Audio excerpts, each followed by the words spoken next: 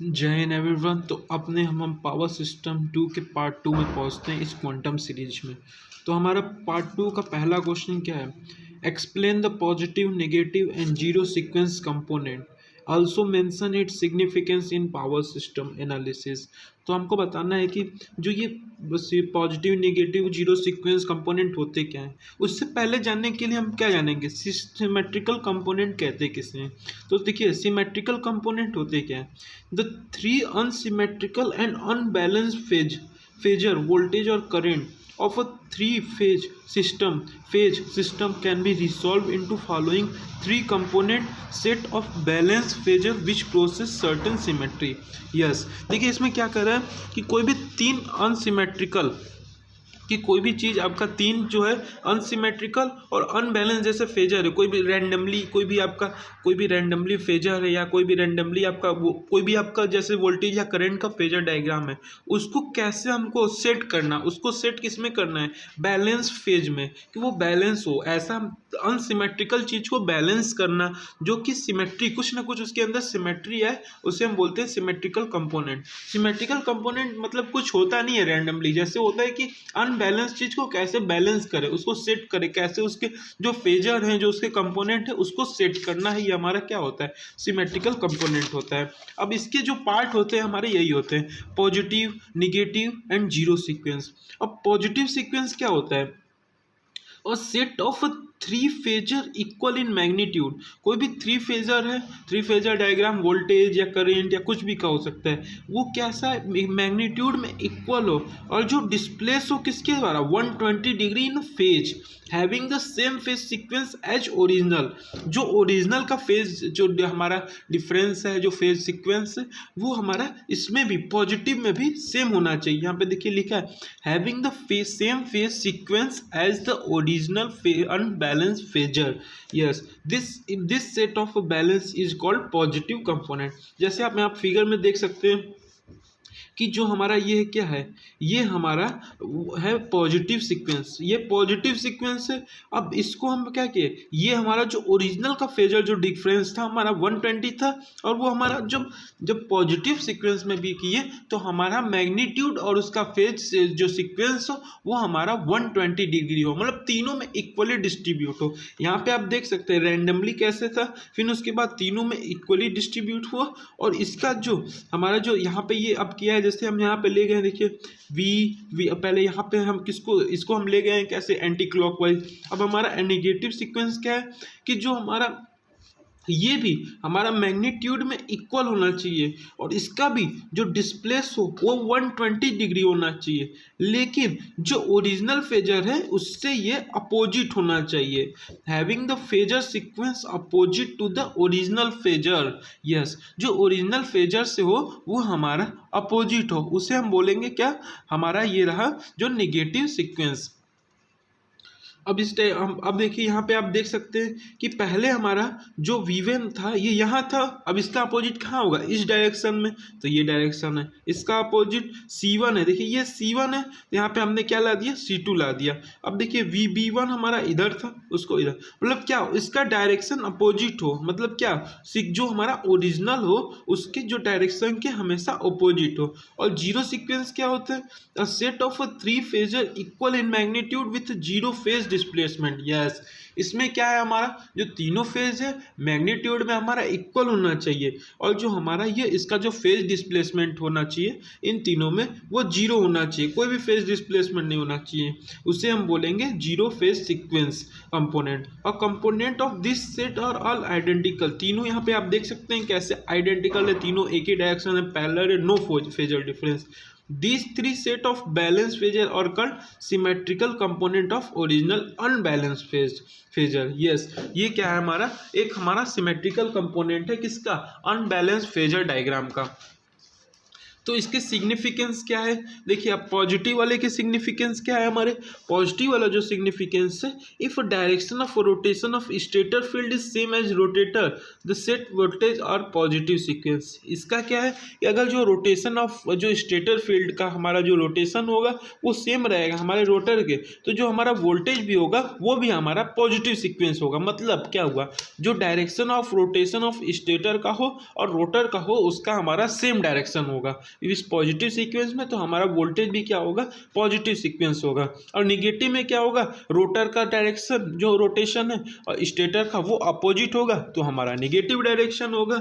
और zero sequence में क्या होगा, हमारा जीरो सीक्वेंस हमारा जो वोल्टेज होगा वो सिंगल फेज वोल्टेज होगा। और ये क्या करेगा, बस ये अल्टरनेटिंग फील्ड को राइज करेगा, स्पेस क्रिएट करने में वो कहीं ना कहीं बड़ा होगा। ये हमारा रहा ये क्वेश्चन नंबर 10। उसके बाद आते हैं discuss the principle of symmetrical component derive the necessary equation two convert the phase quantity into symmetrical quantity. Yes, अब इसमें हमको क्या पूछा है कि हमको क्या बताना है कि जो हमारा सिमेट्रिकल कंपोनेंट के प्रिंसिपल को डिराइव करना है। जैसे हम यहाँ पे कर चुके हैं कि उसके सिमेट्रिकल क्या होता है, अनबैलेंस चीज को हमको बैलेंस करना, यही तो हमारा मोटो था इसका, पॉजिटिव निगेटिव और जीरो सीक्वेंस का। तो ये हमारा सिमेट्रिकल कंपोनेंट था। अब इसमें हमको डिराइव क्या बोल रहा है करने को कि derive the necessary equation two convert a phasor, क्या कन्वर्ट करना है, phasor quantity into symmetrical component. Yes, इसमें हमको फेजर को कैसे हम इसको सिमेट्रिकल कंपोनेंट में हम कन्वर्ट करेंगे उसका डेरिवेशन लिखना है। यस, तो हम बढ़ते हैं आगे। देखिए हमको अनबैलेंस जो हमको फेजर दिया रहेगा can be express as a sum of symmetrical component. जैसे यहाँ पे देख सकते हैं कि जो ये हमारा है यहाँ पर वो अनसिमेट्रिकल है, अनसिमेट्रिकल फेजर, उसको हमको रिप्रेजेंट कैसे करना है सिमेट्रिकल में। तो इसमें हमको क्या करना होगा, तीनों का सम करना होगा, जीरो सीक्वेंस का फेज और हमारा पॉजिटिव सीक्वेंस का और हमारा निगेटिव सीक्वेंस का। तो वही चीज़ देखिए यहाँ पर है, हमारा जो VA है वो अनबैलेंस फेज है, वो हमारा sum zero sequence, positive sequence और निगेटिव, वैसे VA वैसे VB वैसे हमारा VC, ये तीनों हमारा क्या होगा, सेम टाइप का होगा कि हमको वो कॉम्बिनेशन होगा किसका, पॉजिटिव का, नेगेटिव का एंड जीरो सीक्वेंस का। Here we use the operator alpha, यहाँ पे ऑपरेटर अल्फा यूज करेंगे जो एक्सप्रेस करेगा हमको VB और VC को इन टर्म्स ऑफ VA में एक्सप्रेस करना होगा, तो यहाँ पे हम अल्फा ऑपरेटर का यूज करेंगे। फिर उसके बाद हमारे क्या है, thus the balance position of a phasor ABC V में राइट। अब देखिए यहाँ पे जो हम अगर पॉजिटिव फेज का बात, फेज सीक्वेंस का बात करें तो हमारा वहाँ पे VB1 जो यहाँ पर VB1 है वो हमारा, अगर टर्म्स ऑफ VA1 में बात करें तो VB1 is equal to alpha square. B वाले में जो हमारा क्या होगा, मतलब हमारा जो VB वाला होगा, जो हमारा इसमें होगा B फेज वाला, वो हमारा VB1 होगा हमारा अल्फा स्क्वायर, जो हमारा रहेगा जो अल्फा ऑपरेटर रहेगा उसके स्क्वायर रहेगा जो हमारा VA1 रहेगा। फिर उसके बाद सिमिलरली VC2 निकालना है तो हमको यहाँ पे अल्फा करना होगा पॉजिटिव। अब ठीक इसी का अपोजिट क्या हो जाएगा, हमारा निगेटिव फेज में हो जाएगा। यहाँ पे आप देख सकते हैं कैसे, अगर VB2 निकालना है तो अल्फा से मल्टीप्लाई, यहाँ पे हमारा अल्फा स्क्वायर था पॉजिटिव में, यहाँ पे हमारा अल्फा हो गया। अब और नेगेटिव में हमारा C2 क्या होगा, वो हमारा अल्फा स्क्वायर हो जाएगा। अब जीरो फेज सीक्वेंस में हमारा सब इक्वल ही रहेंगे, एक दूसरे के सब इक्वल है, तो यहाँ पे हमको कुछ नहीं करना है। फिर उसके बाद आगे बढ़ते हैं। अब हमको क्या करना होगा, उसका वैल्यू अब सब्सटीट्यूट करेंगे। जैसे यहाँ पर VA को हम लिख सकते हैं, देखिए ये हमारा तो VA के टर्म में है, लेकिन VB को हम कैसे लिखेंगे, VB को हम लिख सकते हैं क्या, पहले क्या हमारा जीरो सीक्वेंस वाला जो यहाँ पे था VB0 को, क्योंकि हमारा जीरो सीक्वेंस में सब इक्वल रहेगा। फिर उसके बाद हम क्या करेंगे, उसके बाद अगर हमको पॉजिटिव सीक्वेंस वाला लेना है तो यहाँ पर आपको बताए थे कि पॉजिटिव सीक्वेंस में अगर VB1 है तो उसको अल्फा ऑपरेटर से हमको अल्फा स्क्वायर करना होता है। फिर उसके बाद हमको अगर नेगेटिव सीक्वेंस वाला हमको फॉलो करना है तो नेगेटिव सीक्वेंस में यहाँ पे आप देख सकते हैं अल्फा इंटू VA1। तो यहाँ पे VB इज इक्वल टू हमारा क्या हो गया, जब ये इसका यूज करेंगे positive, negative and zero phase sequence का, इन तीनों का वैल्यू जब पुट करेंगे और VA1 में लाएंगे तो हमारा जो VA और VA का वैल्यू तो इन टर्म्स ऑफ VA पहले से है, फिर VB का वैल्यू हमको यहाँ पे निकाल देंगे, फिर वैसे ही VC का वैल्यू निकालेंगे। अब इसको हमको करना क्या है, इसको हमको मैट्रिक्स फॉर्म में बदलना है। तो मैट्रिक्स फॉर्म में लाने के लिए आप जानते हैं सिंपल कि उसका कोफिशिएंट हम लिखेंगे। यहाँ पर जो हमारा इस साइड है वो क्या है, हमारा सिमेट्रिकल कंपोनेंट, अनसिमेट्रिकल कंपोनेंट है। तो यहाँ पे आप देख सकते हैं V A V B V C. अब यहाँ पे अनसिमेट्रिकल कंपोनेंट हमारा कौन कौन से हैं, पॉजिटिव सीक्वेंस है, निगेटिव सीक्वेंस है और जीरो सीक्वेंस है। तो उसको यहाँ पे आप रिप्रेजेंट कर देंगे V A naught, V A one, V A two. तो यहाँ पे इसका जो जो कोफिशिएंट है आप यहाँ पे लिख देंगे। तो ये इसको हम क्या बोलेंगे, जो हमारा इसको हम रिप्रेजेंट सिंपली ए से कर दीजिए। यहाँ पे जो हमारा फेज वोल्टेज तो ये था पूरा, जो इसको हम वीपी से रिप्रेजेंट कर रहे हैं, और जो हमारा यहाँ पे सिमेट्रिकल कंपोनेंट है उसको हम तीनों क्या रिप्रेजेंट कर रहे हैं, वीएस से। और ए हमारा क्या रहेगा, यहाँ पे जो हमारा ऑपरेटर रहेगा, जो हमारा ये मैट्रिक्स रहेगा अल्फा ऑपरेटर में। तो यहाँ पे आप देख सकते हैं वही चीज सिंपली लिखा है, वीबी और VS symmetrical component, phase voltage vector. वैसे ही हमारा यहाँ पे ए का वैल्यू भी यहाँ पे जो दिया था हमको कोफिशिएंट। अब अल्फा ऑपरेटर में अल्फा क्या होता है, हमारा अल्फा का जो मैग्नीट्यूड 1 होता है और हमारा जो एंगल होता है वो हमारा 120 होता है। अब वैसे ही हमारा जो अल्फा स्क्वायर क्या होगा, मैग्नीट्यूड तो सेम रहेगा, केवल एंगल क्या हो जाएगा, डबल हो जाएगा। लेकिन अल्फा क्यूब में हमारा जीरो सीक्वेंस है तो इसलिए हमारा अल्फा क्यूब का वैल्यू 1 होगा। अब आगे देखते हैं जो हमारा क्या कह रहा है कि जो हमारा वोल्टेज वेक्टर है, जो वीपी और वीएस, वीपी क्या था हमारा फेज वोल्टेज और वीएस हमारा सिमेट्रिकल, वो रिप्रेजेंट क्या करता है एक्चुअल में, वो रिप्रेजेंट हमारा करता है जो फेज वोल्टेज और सिमेट्रिकल वोल्टेज कंपोनेंट। यहाँ पर आप देख सकते हैं जैसे यहाँ पे था क्या, हमारा जो फेज वोल्टेज हमारा क्या था, वीपी से वीए वीबी वीसी था, और वैसे सिमेट्रिकल कंपोनेंट हमारा यहाँ पे रिप्रेजेंट कर रहा था, और वैसे ए वाला ऑपरेटर हमारा यहाँ पे। तो ठीक वही चीज बोला है जो हम आपको बोले। और ए क्या, ए को हम क्या बोलते हैं, ए को हम बोलते हैं symmetrical component transfer matrix. Yes, जो हम ए हमारा जो होता है, जो अल्फा ऑपरेटर में रिप्रेजेंट हो रहा है, उसे हम बोलते हैं सिमेट्रिकल कंपोनेंट ट्रांसफर मैट्रिक्स, जो ट्रांसफॉर्म करता है फेज वोल्टेज को कंपोनेंट वोल्टेज में, जो सिमेट्रिकल कंपोनेंट वोल्टेज में। इसीलिए हम इसको बोलते हैं symmetrical component transform matrix. Yes, अब उसके बाद आगे बढ़ते हैं अपने क्वेश्चन नंबर 12 पे। तो वो क्या बोल रहा है, what do you understand by symmetrical component of unbalance phase. ये तो हमने देखा ही है अभी प्रीवियस, अभी तुरंत जस्ट देखा है। अब इसका एक्सप्रेशन हमको बताना है। देखिए वो भी इजी है, कुछ कठिन नहीं है। जैसे यहाँ पर आप ऑपरेटर लाए हुए थे क्या, जो यहाँ पे आपका ऑपरेटर था क्या कि फेज, वो जो हमको कोई भी अनसिमेट्रिकल दिया था उसको फेज बदलने के लिए आपको ये इक्वेशन याद करना होगा, जो 1.11.7 है वो इक्वेशन आप यहाँ पर लिखिए। अब डिराइव हमको क्या करना है, एक्सप्रेशन ऑफ सिमेट्रिकल कंपोनेंट। तो यहाँ पर आप V A V B V C वाला जो हमारा टर्म था उसको आप यहाँ पे लिखे, और V A V B V C को आप क्या लिखते थे, वी पी, और इसको ए रिप्रेजेंट करते थे और इसको सिमेट्रिकल कंपोनेंट वी एस से। तो हमारा वी एस अब हमको निकालना है, क्योंकि हमको बोला है क्या क्वेश्चन में, एक्सप्रेशन ऑफ सिमेट्रिकल कंपोनेंट। अब सिमेट्रिकल कंपोनेंट का वैल्यू निकालना है। तो अब वैसे देख सकते हैं यहाँ पर जब ए इधर वीएस का वैल्यू निकालना है तो हमारा क्या होगा, ए इनवर्स हो जाएगा। तो A inverse is equal to क्या होगा, जब आप इसका वैल्यू निकालेंगे, जो ए इज इक्वल टू हमारा है अल्फा ऑपरेटर के टर्म में मैट्रिक्स, वो जब इनवर्स निकालेंगे तो वो हमारा वैल्यू क्या आएगा, 1/3। और ये जो हमारा अल्फा ऑपरेटर, अब देखिए चेंजेस क्या कहाँ आए, 1 अगर याद करना है तो 1/3 तो पहले से अल्फा स्क्वायर की जगह अल्फा हो गया, और अल्फा की जगह अल्फा स्क्वायर, और कुछ चेंज नहीं है। तो इनवर्स अगर आपको निकालने भी नहीं आता तो आप लर्न कर लेंगे 1/3, और जहाँ पे अल्फा स्क्वायर वहाँ अल्फा, और जहाँ अल्फा है वहाँ अल्फा स्क्वायर। तो ये आपका ए इनवर्स का वैल्यू आ गया। फिर उसके बाद क्या है, फिर उसके बाद सिंपली आपको क्या लिखना है, एक्सप्रेशन लिख देना है कि वी एस क्या होगा, आपका V S is equal to A inverse into V P था। तो V S is equal to यहाँ पर आप जानते ही हैं कि सिमेट्रिकल कंपोनेंट है, तो सिमेट्रिकल कंपोनेंट यहाँ पे लिख दिए, ए इनवर्स का वैल्यू, और यहाँ पे आपका फेजर का वैल्यू यही है। तो यहाँ पे आप सिंपली लिख सकते हैं, अगर वी ए 0 का लिखना है तो 1/3 V A V B V C, फिर ऐसे ही आप यहाँ पे इस मैट्रिक्स के थ्रू आप लिख सकते हैं। तो ये हमारा क्या रहा, जो हमारा एक्सप्रेशन था सिमेट्रिकल कंपोनेंट के टर्म में। अब उसके बाद आगे बढ़ते हैं। उसके बाद क्वेश्चन हमको क्या पूछा है, deduce the expression of a power in term of symmetrical component. अब हमको पावर क्या करना है, पावर हमको रिप्रेजेंट करना है सिमेट्रिकल कंपोनेंट में। तो हम जानते हैं जैसा सिंगल फेज में हमारा क्या होता है, वोल्ट एम्पियर जो होता है वो रिप्रेजेंट कैसे होता है सिंगल फेज का, P + jQ। P हमारा क्या होता है एक्टिव पावर, Q हमारा क्या होता है रिएक्टिव पावर। इसको हम रिप्रेजेंट VI स्टार से भी करते हैं, VI कंप्लीमेंट से भी करते हैं। तो ये हमारा सिंपल फार्मूला है। लेकिन हम पे यहाँ पे जो हमारा V और I क्या था हमारा फेज वोल्टेज था, फेज करंट था, ये था। फिर वैसे हम क्या निकाल सकते हैं, अगर 3 फेज में रहा तो क्या होगा, वी ए बी सी, अगर 3 फेज में रहा तो सिंपली ऐड कर देंगे। तो V A V B V C क्या है हमारा फेज वोल्टेज है, और जो I A star I B star I C star है वो क्या है हमारा कंजुगेट ऑफ फेज करंट है इनका, आई ए आई बी आई सी का। तो एस ए बी सी को हम इसको रिप्रेजेंट मैट्रिक्स टर्म में जब करेंगे तो ऐसे भी कर सकते हैं, सही बात है। जब इसका मल्टीप्लाई करेंगे तो यही आपको सेम रिजल्ट आएगा। तो अब इसको क्या लिख सकते हैं आप, ट्रांसपोज भी तो करके लिख सकते हैं, क्योंकि ये क्या है ट्रांसपोज फॉर्म ऑफ दिस है ओनली। तो यहाँ पे आप कर सकते हैं, तो यहाँ पे आप क्या लिख सकते हैं, S A B C is equal to V A B C into T आपका हो जाएगा ट्रांसपोज, और आई ए बी सी आप तो दिया ही है।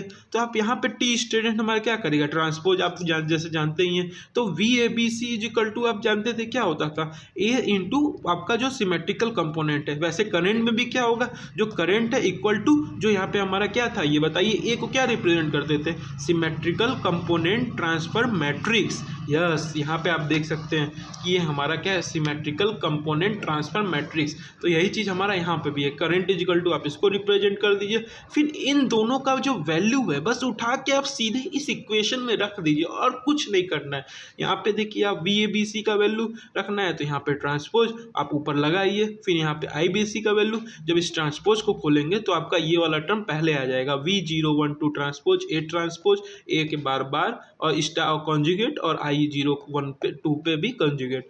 अब देखिए because the transpose of matrix of two matrix is equal to the product of the transpose of the matrix is in reverse order. Yes, A का वैल्यू ये था तो ए ट्रांसपोज का वैल्यू क्या होगा, ए ट्रांसपोज का value भी similarly ए ही होगा, इसमें कुछ चेंज तो है नहीं क्योंकि ये सिमेट्रिकल है।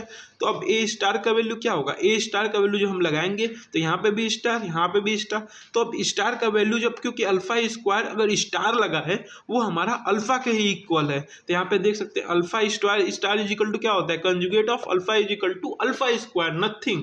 फिर अगर यहाँ पे कंजुगेट लगा तो यहाँ पे खत्म, तो वही चीज़ वैल्यू यहाँ पे लिख दिए। तो इन दोनों का हम जब मल्टीप्लाई करेंगे ए ट्रांसपोज और ए कंजुगेट का वैल्यू, तो हमारा वैल्यू जो आएगा ये आएगा हमारा, ये हमारा 3u आएगा। 3u क्या है, u क्या है यूनिट मैट्रिक्स है। तो बस वही चीज़ वैल्यू हम यहाँ पे पुट कर देंगे, तो S A B C is equal to आ जाएगा हमारा 3 इंटू V012 के power transpose into U into I. तो यहाँ पे आप जब u हमारा आइडेंटिटी यूनिट मैट्रिक्स है उससे कोई मतलब ही नहीं है, और 3 इंटू ये, तो 3 हमारा ये क्या था VT012 आई स्टार, वो हमारा था सिमेट्रिकल कंपोनेंट ऑफ था हमारा जो पावर था। तो यहाँ पे आप सिंपली देख सकते हैं ये हमारा रिप्रेजेंटेशन। तो यहाँ पे हमने क्या किया कि शो कर दिया कैसे total complex power unbalance is equal to the complex power of a three symmetrical component. इसलिए हम कह सकते हैं कि yes symmetrical component of a transform is a power invariant, क्योंकि यहाँ पे आप अलग अलग में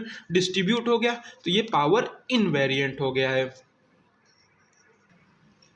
अब आते हैं हम अपने नेक्स्ट क्वेश्चन में। नेक्स्ट क्वेश्चन क्या है बोला है, a line to ground voltage on high voltage side transformer. जो लाइन टू ग्राउंड वोल्टेज है हमारा जो ट्रांसफार्मर का दिया हुआ है 100 kilo volt, 33 kilo volt high हमारा दिया हुआ है इतना, और लो दिया हुआ है इतना। और यहाँ पे वैसे हमको तीनों का फेज का वैल्यू दिया हुआ है 100, 33, 38 ए बी सी का, और वोल्टेज जो फेज ए का है वो लीड कर रहा है बी को बाई 100, और वैसे ही हमारा जो फेज ए अब वो लैग कर रहा है सी के साथ 176। अब हमको क्या करना है, डिटरमाइन करना है सिमेट्रिकल कंपोनेंट ऑफ वोल्टेज। तो यहाँ पे आप देख सकते हैं रेटिंग दिया हुआ है, वी ए का वैल्यू, वी बी का वैल्यू, वी सी का वैल्यू हमको दिया हुआ है। अब बोल रहा है क्वेश्चन में क्या, जो हमारा वी ए है वो लीड कर रहा है वी बी को बाई 100 डिग्री, और वी ए लैग कर रहा है वी सी से 176। तो यहाँ पे हम जैसे जाके फार्मूला अभी हमने देखा कि जो हमारा जीरो की सीक्वेंस कंपोनेंट होता है वो वी ए जीरो निकालना होगा, तो 1/3 V A plus V B plus V C. तो वी ए का वैल्यू आप यहाँ पे 100 एंगल 0, वी ए को हम कॉमन मान के चल रहे हैं,